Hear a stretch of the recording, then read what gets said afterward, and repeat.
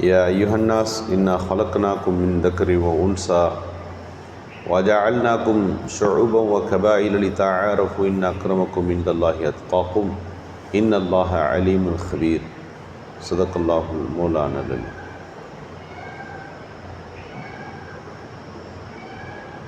நாம் வாழுகிற இந்த தேசத்தின் சுதந்திர விழா தினா நம்மை நெருங்கி கொண்டிருக்கிறது. 79 ஆண்டுகள் சுதந்திரம் பெற்று முடித்திருக்கிறோம். 1947ஆம் ஆண்டு பிரிட்டிஷ் கொடியை இந்தியாவிலிருந்து இறக்கிவிட்டு இந்திய கொடியை ஏற்றிய நாள்தான் சுதந்திர தின விழா என்று சொல்லுகிறோம். என்று தனியும் இந்த சுதந்திர வேட்கை என்பது ஒரு ஸ்லோகம். சுதந்திரம் வேண்டும் வேண்டும் என்று தாகம் கிடந்து இந்த நாட்டில் போராடியது மொத்தம் 200 ஆண்டுகள். யாரிடமிருந்து சுதந்திரம் வேண்டும்? பிரிட்டிஷிடமிருந்து, பிரெஞ்சு ஆதிக்கத்திலிருந்து, டேனியல்காரர்களிலிருந்து, டச்சுக்காரர்களிடமிருந்து, போர்த்துகீசியர்களிடமிருந்து, இப்படியெல்லாம் 5 நாடுகள் இந்தியாவை ஆக்கிரமித்திருந்தது. அவங்க எல்லாம் ஒவ்வொரு காலகட்டத்தில் அவர்களோடு போராட்டம். இந்த சுதந்திரத்தை நாம் ஏன் போற்ற வேண்டும்? இவர்களிடமிருந்து கிடைத்த அந்த சுதந்திரத்திற்கும் இந்த நாட்டின் மதச்சார்பின்மைக்கும் நேரடியான தொடர்பு இருக்கிறது. சுதந்திரம் கிடைச்ச உடனே இந்த நாடு எந்த திசையில் பயணிக்க வேண்டும்? இந்தியா என்பதை விட்டு சில நாடுகள் கலண்டு போய்விட்டது. இப்போ இந்தியா என்பது எந்த மாதிரி வழிநடத்தப்படணும்? ஒரு மதச்சார்பற்ற நாடாக இருக்க வேண்டுமா, அல்லது ஒரு மதம் சார்ந்த நாடாக அது இருக்க வேண்டுமா என்றெல்லாம் இந்திய தலைவர்களுக்கு மத்தியில் குழப்பம் வந்தபோது இது மதச்சார்பற்ற ஒரு நாடாக பிரகடனப்படுத்தப்படுகிறது. இது மதச்சார்பற்ற நாடாக இருப்பதால் தான் இந்தியாவிலே நாம் சுதந்திரமாக நாம் வாழ்ந்து கொண்டிருக்கிறோம். அவர்களுடைய மத கோட்பாடுகளை பின்பற்றி சிக்கல் இல்லாத ஒரு வாழ்க்கையை இங்கு வாழ்வதற்கு மிக முக்கியமான காரணமாக அமைந்தது சுதந்திரம்.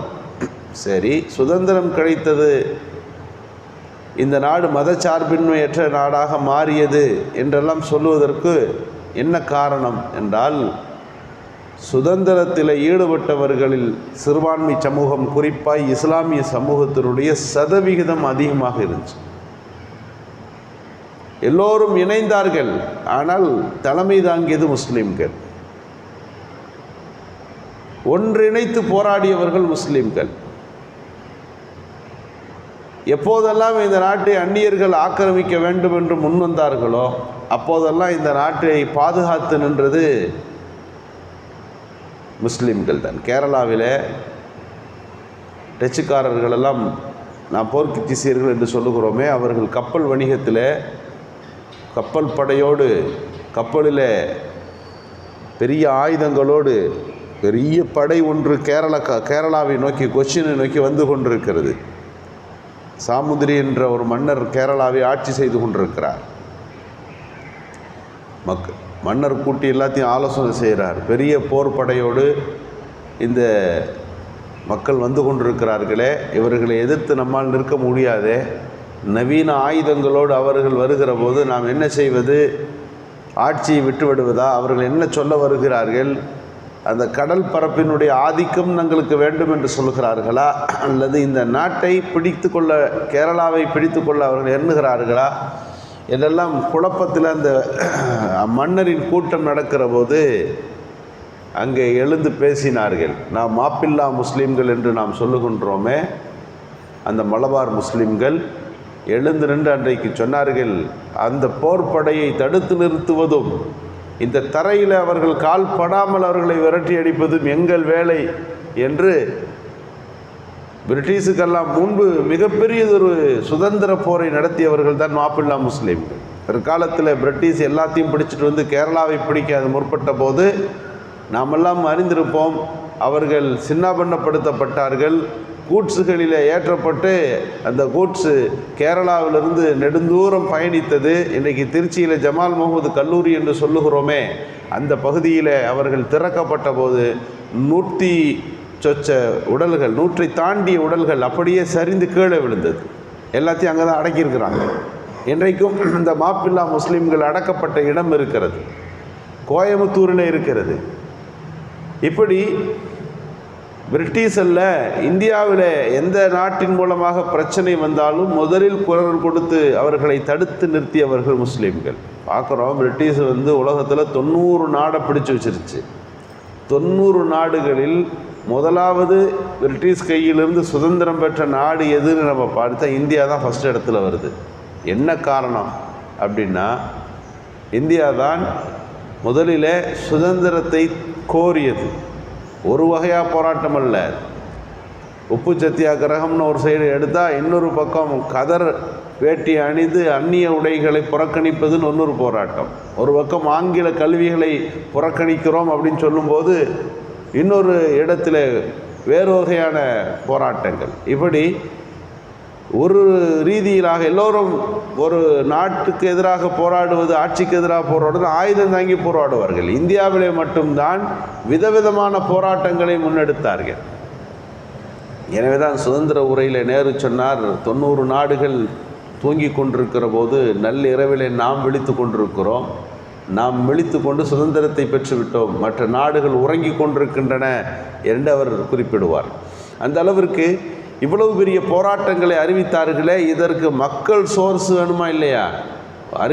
போராட்டம் அறிவித்து விட்டால் கூட நிற்பவர்கள் யார்? முஸ்லீம்கள் பெருவாரியாக நின்றார்கள்.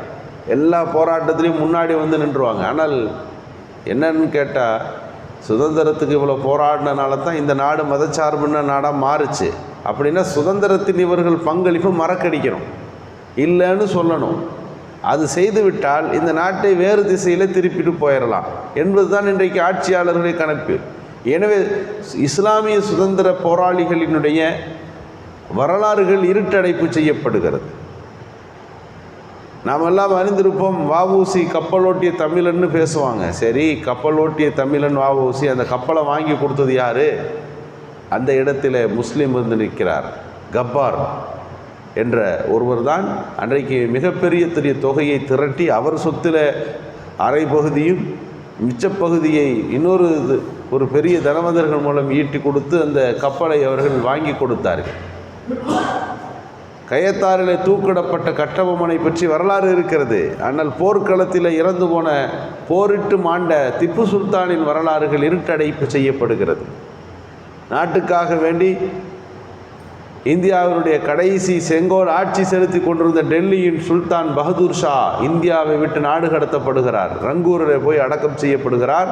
ரங்கூரில் அவர் போய் சேர்கிற போது பல நாள் பட்டினி.